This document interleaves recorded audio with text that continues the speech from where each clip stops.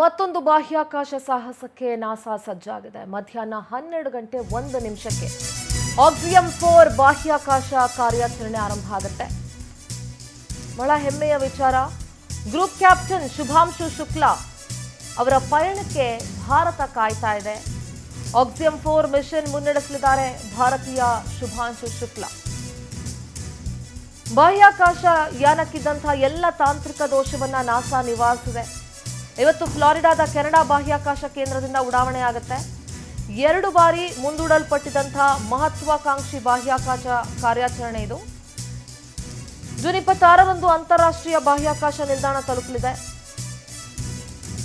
ಯೋಜನೆ ಪೂರ್ಣಗೊಂಡ ಬಳಿಕ ಶುಭಾಂಶು ಶುಕ್ಲಾ ಹೊಸ ದಾಖಲೆಯನ್ನ ನಿರ್ಮಿಸಲಿದ್ದಾರೆ. ಬಾಹ್ಯಾಕಾಶ ತಲುಪಿದ 2ನೇ ಭಾರತೀಯ ಅನ್ನೋ ಹೆಗ್ಗಳಿಕೆಗೆ ಕೂಡ ಶುಭಾಂಶು ಶುಕ್ಲಾ ಪಾತ್ರರಾಗ್ತಾರೆ. ಶುಭಾಂಶು ಸೇರಿ ಹಂಗೇರಿ ಮತ್ತು ಪೋಲೆಂಡ್ನ ಗಗನಯಾತ್ರಿಗಳಿರುವಂತಹ ಇದು ಗಗನನೌಕೆ. ಇದು ನಭಕ್ಕೆ ಜಿಗಿಯೋದಕ್ಕೆ ಸಜ್ಜಾಗಿದೆ. ಗಗನನೌಕೆ ಹೊತ್ತ ಸ್ಪೇಸ್ ಎಕ್ಸ್ನ ಫಾಲ್ಕನ್ 9 ರಾಕೆಟ್.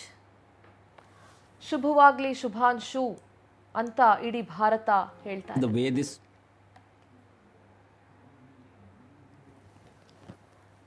ಆಕ್ಸಿಯಂ 4 ಮಿಷನ್ಗೆ ಕೌಂಟ್ ಡೌನ್ ಶುರುವಾಗಿದೆ. ಬಾಹ್ಯಾಕಾಶ ಸಾಹಸಕ್ಕೆ ಶುಭಾಂಶು ಶುಕ್ಲಾ ಸಜ್ಜಾಗಿದ್ದಾರೆ.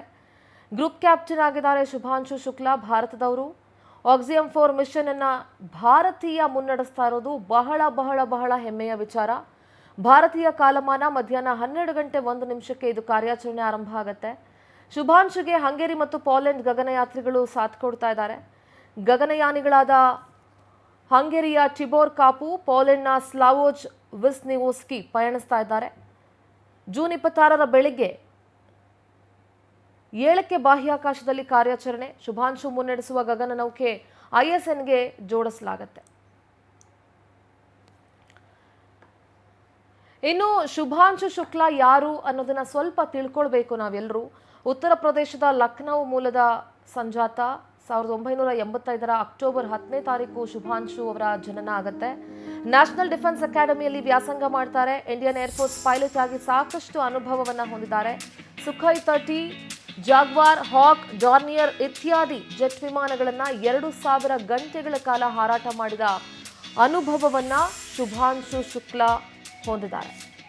ಇನ್ನು ಬಾಹ್ಯಾಕಾಶದಲ್ಲಿ ಎಷ್ಟು ದಿನ?